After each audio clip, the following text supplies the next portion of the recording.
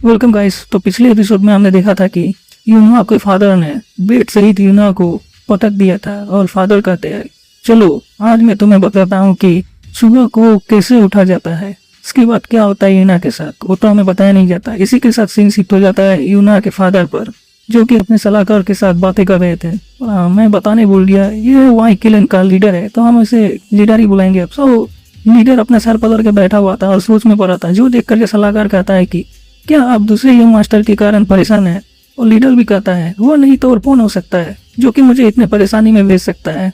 तो सलाहकार कहता है कि आप इतना चिंता नहीं करना चाहिए, क्योंकि वो जो अभी अनमेच्योर है, जब वो मैच्योर हो जाएगा तो उसे इस सब की बातों को समझ में आ जाएगा।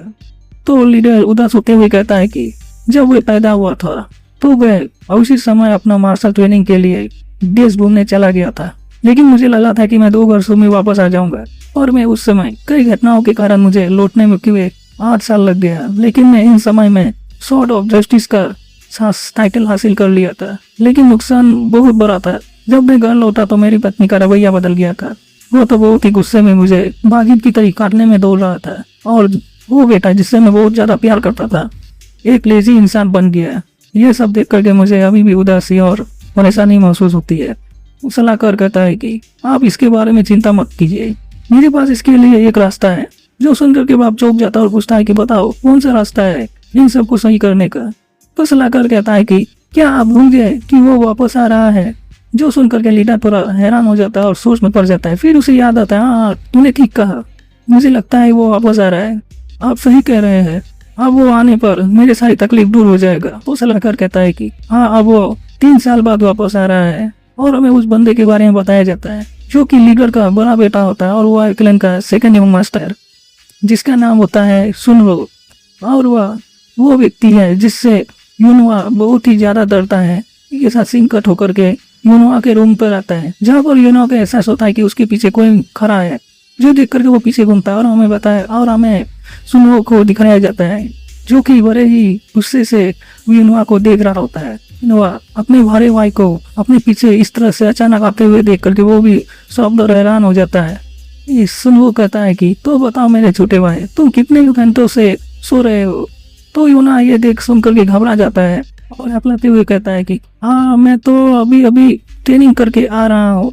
मैं आज सुबह से ही ट्रेनिंग कर रहा था, जिसके कारण मेरे शरीर में थोड़ा दर्द हो रहा है, तो मैं थोड़ा आराम करने के लिए अपने कक्ष में आ गया। और मन ही मन सोचता है कि ये कब आ गया जो कि मेरे सामने आकर के खड़ा है, और इसके आने से मुझे बहुत ही तकलीफ होने वाला है। तो सुनो कहता है अच्छा तो तुम सुबह से ही ट्रेनिंग कर रहे थे और मुझे लग रहा है कि तुम बहुत ही अच्छे काम कर रहे हो। वो सुनकर दिमाग आता है, हाँ मैं तो सच में ट्रेनिंग कर रहा था। तो सुनो कहता है अच्छा तो यह बात है, तो तुम अपने मार्शल फॉर्म से उस मोमबत्ती को तोड़ कर दिखाओ।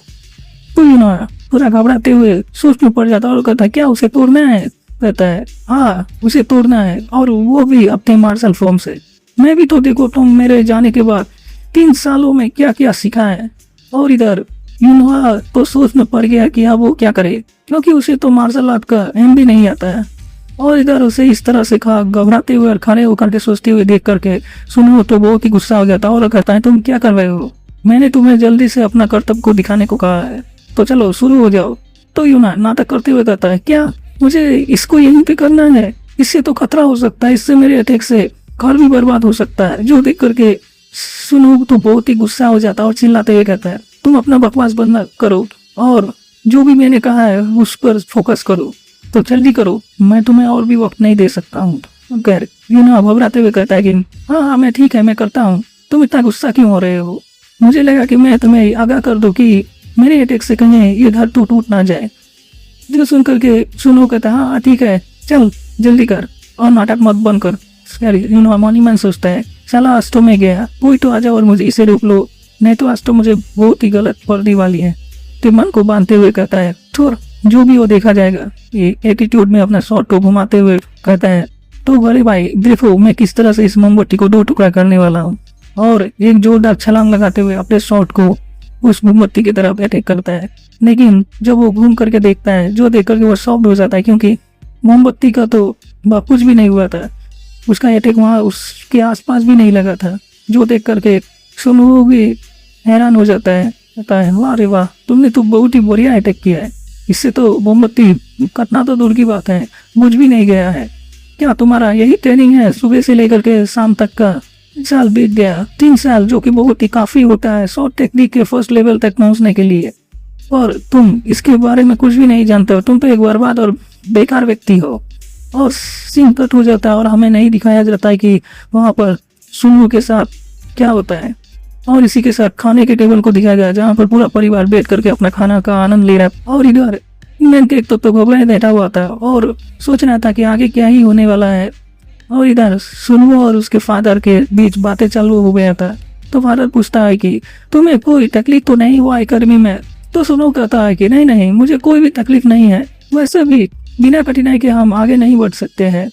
जो सुनु के फादर वो कहता है तुम तो वाकई में बाहर व्यक्ति हो जो कि किसी भी कठिनाई को पार करके लक्ष्य को पा सकते हो। और भी कुछ कहना है।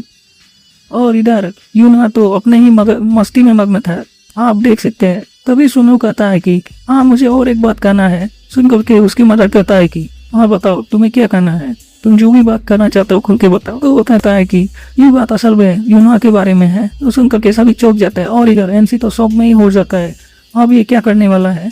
तो सुनो कहता है असल में मैं यूना को मार्शल आर्ट अकादमी में ले जाना चाहता हूँ। जो सुनकर के यूना का तो दुनिया ही हिल जाता है, क्योंकि वो जानता है कि सुनो उसके साथ क्या क्या कर सकता है। और इसी के साथ दोनों भाई को दिखाया जाता है जो कि मार्शल आर्ट अकादमी के लिए निकल जाते हैं। और हमें वो भिखारी बताता है कि वो लड़का जो कि लेजी और आलसी था, उसका सफर यहीं से शुरू होता है, उसका महान बनने का। और कौन नहीं जानता था कि ये बेकार लड़का जिसका आराम का जिंदगी था वो अब मुश्किलों में बदलने वाला है। बीएमसी अपने भाई से कहता है क्या हम यहाँ पे थोड़ा आराम करके तब आगे नहीं बढ़ सकते हैं? जो सुन करके सुनो बोरी गुस्से में उसको देखता है। और इसी के साथ आज का एपिसोड को एंड करते हैं। तो मिलते हैं नेक्स्ट वीडियो में। Good bye.